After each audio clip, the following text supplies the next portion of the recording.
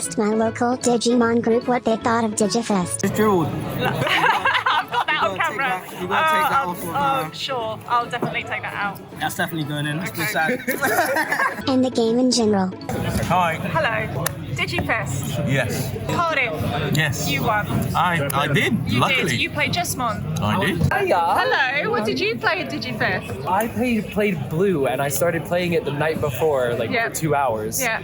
I got top 6. I got 13th and 17th the respective days because I did London and Leeds back to back. So I play Red Hybrid. Oh yes. Oh, my man. Yep. Yes, without Asian. Okay. No Asian on my version. Yeah. And it was fun. I got top 8 with Oh, the very deck. well done. Yes, I remember. Talk about it. Go. Digifest. Okay. Yep. Easy. No, I'm kidding. I'm kidding. What did you play? Blue Hybrid. Blue Hybrid. Twice, yeah. Okay. Blue Hybrid. So at Starksphere, I played Blue, which Yep. I top 32. Yep. And for Cardiff, I played Lindley, Yes. which I also top 32. Yes. Yes. So, Congratulations. really, Well done. really good. Well done. I'm giving him an applause. Were you surprised at the results? Yes, because I knew a lot of people were playing Blue and Yellow, and I didn't know how to play against Yellow. I asked my friend before, how do you play against Yellow? So I knew people were practicing, and it's a mirror match with some of those, right? So it's a little luck. Yeah. I'm happy with the results, and I had fun. I met a lot of different people, and I played a different deck probably every round. I play a lot of different decks. I play a couple mods, Green Hybrid, Yep. 2 Jasmons, 2 Blue Hybrids. I think that's it. Yep. Maybe I forgot one more. That's healthy, right? For the game, that is very healthy. Yeah, it is. It's fun. You play. It literally was Jesmon, Red Hybrid, Green Hybrid, Purple, Yellow, Blue. I always played Blue twice. Yes. So it was a good time. So at Cardiff, there was a lot of local new players, so very unexpected decks and very unexpected builds. Yeah. They weren't very optimized per se, but they'll catch you off guard because they're playing cards you would normally see. Yeah. So playing, for example, options. There's one option that someone played that suspends all the Digimon and gains memory back for every Digimon suspended this way. Yeah. And it was just something that I was just not expecting to see. So stuff like that was just really, really cool to see. That is very true. That's actually very healthy for the game, isn't it? New players coming in and adding their own spin to things because they're not necessarily influenced by what the meta. It's not like Yu-Gi-Oh! Kind of where people take the winning lists and they just use them. People kind of innovate more in this game, or they want to play what they want to play in a way which is really, really nice. So that's kind of what I like to see. How did you find it? Did you find the atmosphere really good? Did it surprise you? How many people? Yeah, I have a background of Yu-Gi-Oh! I've been playing Yu-Gi-Oh! For quite a while. I'm going to those events. Been abroad a couple times. Been all over England just to play it. Yeah. So to see that come to Digimon, rather than to have to sit at home and do webcam duels, love it. Amazing. I just love the atmosphere of real life events for card games. Yeah, so you're excited for in real life events to come back. 100%. Yeah. They should have made Ultimate Cup a live event. I don't know why they didn't, but it is what it is. Yeah. We take what we can get. Blue Hybrids did very well. Were you surprised by that, or was that expected? It does seem a bit tier zero-y, just from all the testing we done and all the playing we did. It does seem a bit too strong sometimes. Yeah. But no surprise it did well. When playing Jesmon, what was the thing that surprised you most? I guess when I was playing Jesmon, I made some tech choices and they went really well. It was the TK Corey Yellow Tamer. Yeah. When my opponent has more security than I do, at the start of my turn, I gain 2 memory. So that's good for Jesmon because... Well, it's actually kind of good for any other deck that can take it, that have space to take it, because it puts a slight little pressure on the opponent for them to psychologically think, do I want to attack and give him 2 memory? Play games. Play mind games. Oh yeah, Little mind games. like with any TCG I play, I always like to play mind games with my opponents. Of course. I ended up playing Blue Hybrid twice. I think the only difference was I took out Koji and I put in 2 mat tamers, and I took out the BT7 Strawberry and I put Madoki. Yeah, Madoki. OP card. I came 26th in London, and I feel like if I played the list I played or in Leeds, I feel like I would have done a lot better. I mean, testament to that was coming second. Yes, you did. You came second. Yeah. Congratulations to that. Thank you so much. Yeah, congratulations. The only deck that I will struggle was the Yellow Hybrid, Yes, but yeah. I just play won on my first round. I lost, okay. and then the next rounds, like I win all the games like 2-1, 2-1. I got 1 draw. Yeah. I'm more surprised that yellow didn't do as well as it did, but Yeah, I think that surprised a lot of people actually. Yeah, this meta in general, yellow. Do you think it's still tier 1? probably not. I think Damn. honestly the sleeper is Cherubimon. That deck is actually insane. The sleeper deck is Cherubimon. I think the closest thing probably to blue would be Cherubimon, in my personal opinion. It beats yellow. It has just good matchups around the board. Yeah, it's pretty good. It's pretty decent. Yeah, Jesmon won carded, just say it. Yeah. Bro, this guy's too gas. Yeah. Don't let him bait you into buying just one card. What are you looking forward to most next set? Oh, okay. So I'm actually doing my first deck max rarity ever. So I'm doing Armor Rush because I Ooh, love Armor all Rush, the yeah. Armor Digivolutions. Yeah. I'm thinking it's going to be the VMon one. I might do the Terriermon one. I'm going to do Alphamon because Alphamon X Antibody, Al-X. Yeah. I might try Massimon, but I'm not doing max rarity with it. Massimon was actually my first meta deck way back before before it was meta. I was playing Yellow Masse because I was a purple player. Yeah.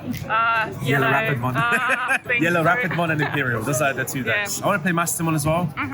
But I'm worried because of how the hits will affect the deck and what the format's going to be like. So Definitely X Antibody. Oh, yes. I want to do the Armor Rush too. In the end, I'm gonna play everything, but the ones I'm most excited is the Black X Antibody and Armor Rush, and then I will see all of them. Like Walkermon 2. I'm kind of struggling to decide between Imperial and Armor Rush. Oh, okay. Because, they're both VMon decks, right? But it's also like, they both have like interesting playstyles to me. I like the Jogress mechanic quite a lot, so it might be Imperial. And also it's cheaper because it's in starter decks. Yes, that completely makes sense. What do you think is going to be the top tier decks for BT8? Imperial is definitely tier 1. Yeah, there's lots of people saying Imperial. Mastimon is probably going to be 1.5, maybe tier 1, depends on the list. Gold, Yellow Rapidmon, for sure. Blue Hybrid is still going to be really strong. Yellow Hybrid is still going to be really strong. Black Orgrimmon. Yes. Black Orgrimmon is another deck that's probably a lot better in the BTA format than in Japan because they're restricted by Icefall and it's not kind of destroyed by Susanna on Turbo. I think people will play Mastemon, but it will have a hard time against a specific matchup. So it depends as the set goes on, like the rotation, when people back off Imperial Dramon because they don't want a mirror match, maybe Mastemon will be better. Okay. Outside of that, I'm not too sure. I need to look at the cards a bit more. Imperial Dramon for sure. Armor Rush for sure. Yellow Hybrid, I think it's still gonna be good. Okay. Yeah. It's good. So definitely the Blue Hybrid is still gonna be good, but it's gonna drop a little bit. Yes. So, and we just need to wait 1 month to see actually what's gonna happen because we can have all this prediction and then we replace. I think the obvious contenders like Black Wargreymon, Armor Rush, Maste, Imperial. Honestly, I feel like some like rogue stuff's gonna come out. I feel like the Finding one's really good and like maybe even cutting like it might not make too much sense, but I need to play it to understand. But like maybe cutting Maste and playing like a more hybrid build with a Finding one and like sword defeats and stuff like that. I feel like could be decent, but then maybe Black Wargreymon just does it better. You never know in terms of killing teams and stuff. No, we don't, do we? Digimon does surprise us sometimes with the metas. For sure. But yeah, that's what I'm saying. I feel like I just wait till stuff comes out. I don't really like building stuff online. I kind of just wait till all the cards are in front of me. Oh, nice. And then you can actually start doing some. I'm really excited about how it's gonna happen with BT8 and BT9 too. And nice. Me too. EXO2. That's what I'm looking forward to the most. yes, definitely. Yeah. Oh my goodness. Yes, exactly. Is there anything you wanted to promote? So follow me on Twitter, Lyro TCG, and on YouTube. Starting up recently, going to be doing a lot of deck profiles. I aim to profile my own decks at the beginning, kind of explain everyone what cards do and certain combos.